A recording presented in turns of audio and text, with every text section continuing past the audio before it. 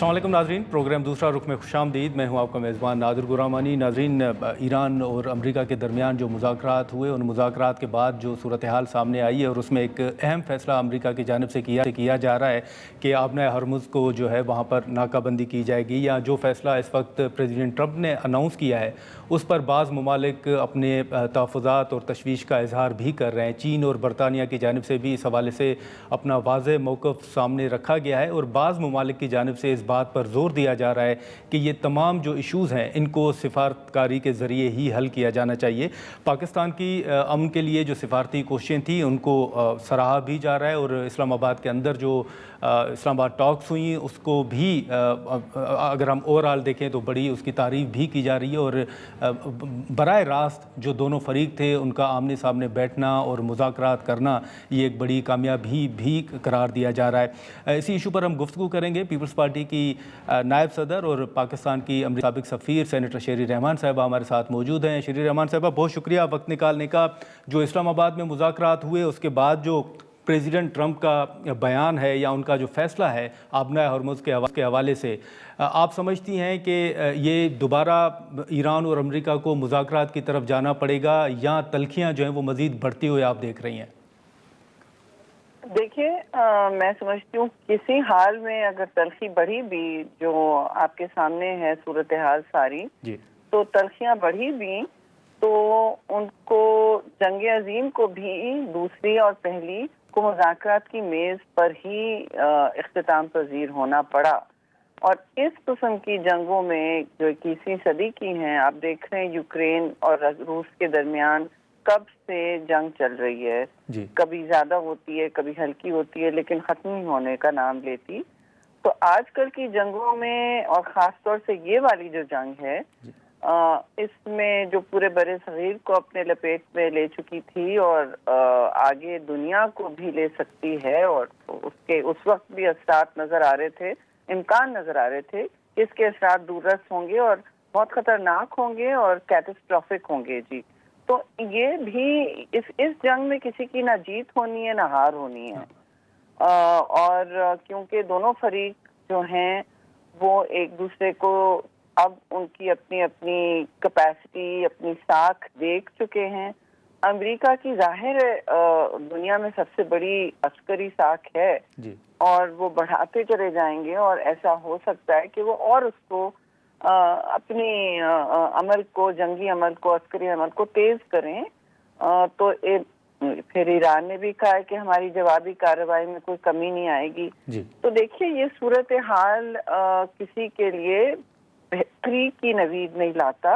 ये हर किस्म की जंग, हर किस्म की तबाहकुन जंग मुज़ाकरात की मेज पर ही खत्म होती है और आजकल की जंगों को तो इसी तरह खत्म होना होता है।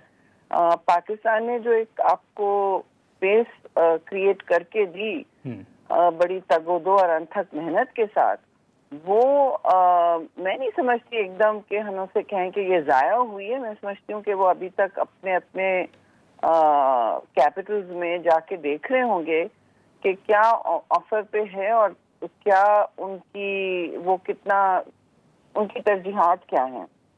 तो इस सूरत हाल में थोड़ा सा सीज फायर को टाइम मिलने की ज़रूरत है और थी, और अभी भी मैं समझती हूँ सीज फायर को टाइम मिलना चाहिए।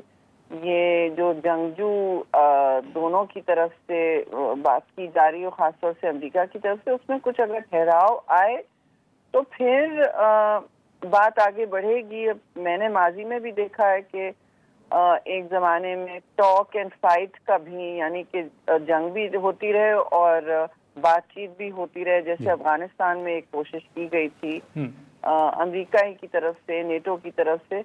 वो कभी किसी पाए तकमील तक नहीं पहुंची जिसमें आप समझ सकते हैं कि किसी के लिए सताइश का बायस होना। तो 20 साल वो जंग चलती रही, उसमें सब कुछ ट्राई कर लिया गया, लेकिन अमन जो है वो उसका कोई मुतबादिल नहीं, उसकी हुसूली, मतलब वो आखिरी अस्करी एक्शन तो आखिरी हल होता है, उसके बाद भी फिर मुज़ाकरात होने होते हैं। तो इस वक्त बेहतरी इसी में होगी कि مذاکرات کی میز پر واپس آئیں. ایک دن میں تو کوئی مسئلہ حل نہیں ہوتا. نیوکلیئر آپشن کی بھی جو بات کی جا رہی ہے, option as a nuclear enrichment جو ایران کی بات کی جا رہی تھی, وہ بھی جے سی پی او اے میں پہلے ان کے نیوکلیئر ڈیل میں اس کو 20 مہینے لگے تھے ڈسکشن میں, اور ایکسپرٹس نے جی بالکل. لیکن سینیٹر صاحبہ, یہ جو اسلام آباد میں مذاکرات ہوئے اس کے بعد آپ نے دیکھا ہوگا کہ جو کچھ لوگ بات کر رہے ہیں کہ مذاکرات میں شاید وہ پیش رفت سامنے نہیں آ سکی, لیکن اوورآل اگر آپ دیکھیں جتنی تلخیاں ہیں کہ ایران کی جو قیادت ہے ان کو شہید کیا گیا, تو آپ سمجھتی ہیں کہ مذاکرات کے ایک راؤنڈ سے اتنا بڑا مسئلہ جو ہے وہ حل ہو سکتا ہے؟ سوال ہی نہیں پیدا ہوتا جی. آپ سیدھا آپ جنگ کے بیچ کے فریقین کو, مطلب جسے کہتے ہیں ہاٹ وار کے بیچ میں سے آپ کمبیٹنٹس کو اٹھا کے ایک مذاکرات کی میز پہ لائے. کوئی اسپیس نہیں ہے, کچھ نہیں ہے. اور آپ نے کہا کہ ایک دن ہم نے تو خیر نہیں کہا, پاکستان تو اس کو جو وقت دینے تیار ہے, بلکہ گزارش بھی یہی ہے کہ وقت دینا چاہیے اور اسپیس دینا چاہیے. اسپیس تو ہم نے فراہم کر دی, بہت فزیکل اور ڈپلومیٹک اور اسٹریٹجک, لیکن یہ بات تو ایک دن میں تو نہیں سیٹل ہوگی. ایک دن میں تو اس طرح کے فریقین کے درمیان وہ جسے کہتے ہیں برف پگھلتی ہے, وہ تو پہلے دن تو صرف گلے کی خراش کم ہوتی ہے جی.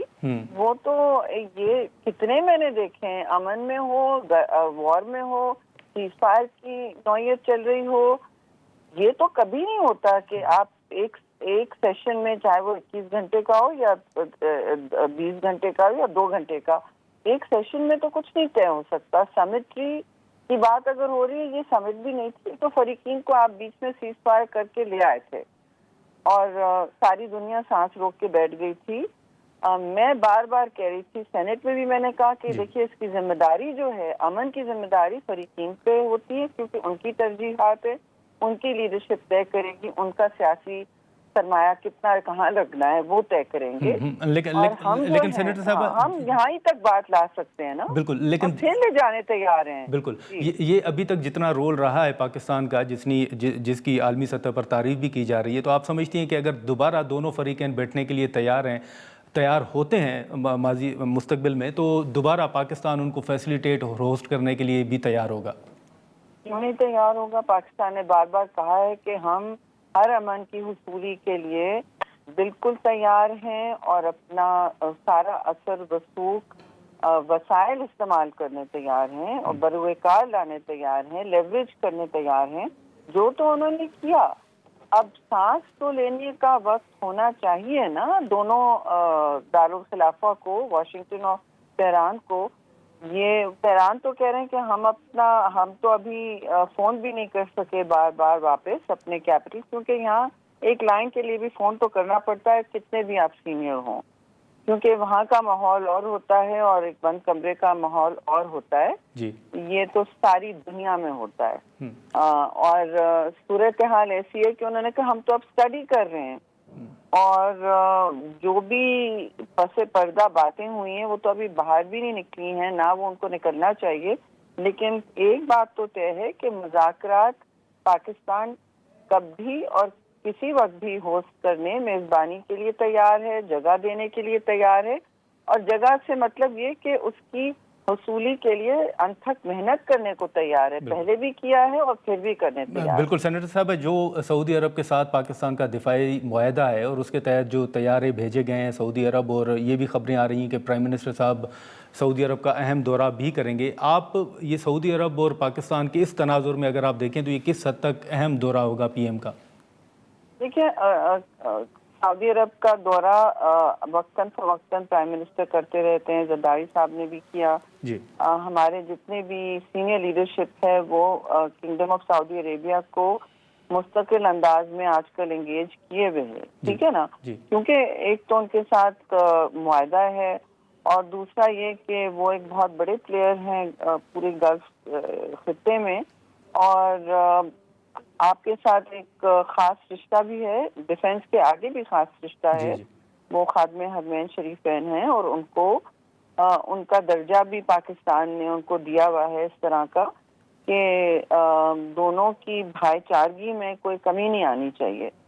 تو یہ صورتحال تو میں سمجھتی ہوں ایسے ہی رہے گی کہ آنا جانا جاری رہنا چاہیے، ان کو مستقل اعتماد اور لوپ میں رکھنا چاہیے، اور میں سمجھتی ہوں کہ دوسروں کو بھی ہمارے خارجہ وزیر ہیں، انہوں نے بہت تگ و دو کی، پرائم منسٹر شہباز شریف نے کی، اور آپ کے فیلڈ مارشل عاصم منیر نے تو بہت پیچھے کام کیا ہے، جن کا ان کو کریڈٹ تو ضرور مل رہا ہے، مگر عیاں نہیں ہو پا رہا کہ کتنی انہوں نے اس میں اپنی ذاتی سرمایہ استعمال کیا ہے، جی پولیٹیکل کیپٹل استعمال کیا ہے۔ زرداری صاحب نے بہت اس میں کندھا دیا ہے، اور ایون چیئرمین بلاول نے ہر وقت ہمیں کہا کہ میٹنگ میں جا تو رہا ہوں، لیکن آپ لوگوں نے کوئی ایسی اونچ نیچ کی بات ہونے نہیں دینی ہے، یہ پاکستان کا معاملہ ہے، یہ کسی سیاسی جماعت کا معاملہ بالکل۔ نہیں ہے۔ اچھا سینیٹر صاحبہ، معذرت آپ کی بات کاٹ رہا ہوں، لیکن یہ جو زرداری صاحب اور بلاول صاحب کا آپ نے ذکر بھی کیا، اور ہم نے دیکھا کہ ایوان صدر میں بھی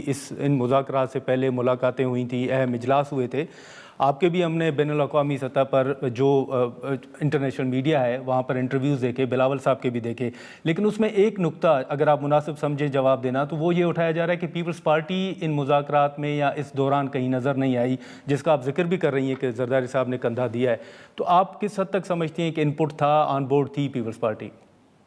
دیکھیے، ہم بالکل اگر چیئرمین بلاول اور میٹنگز میں بیٹھے ہیں اور زرداری صاحب اس کی میزبانی کر رہے ہیں تو ان پٹ اور کیا ہونا ہے؟ پھر آپ نے دیکھا کہ وقتاً فوقتاً جب تیزی سے چیزیں آگے چل رہی تھیں تو پرائم منسٹر نے فون پر بھی ان کو آگاہ کیا کہ کیا حالات ہیں اور اپ ڈیٹ کیا، تو میں اس بات کو تو ماننے تیار نہیں ہوں کہ پیپلز پارٹی نہیں ان میں انوالو تھی۔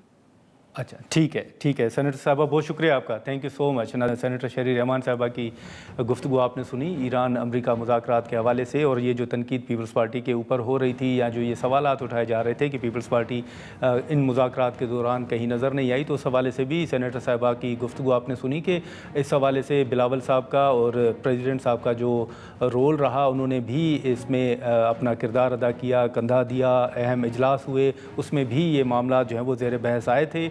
پھر شہباز شریف صاحب نے بلاول بھٹو کو کال کر کے اس حوالے سے آگاہ بھی کیا تھا اور اعتماد میں بھی لیا تھا۔ ہم یہاں پر ایک مختصر سا بریک لیتے ہیں اور بریک کے بعد ہما بقائی صاحبہ میں جوائن کریں گے۔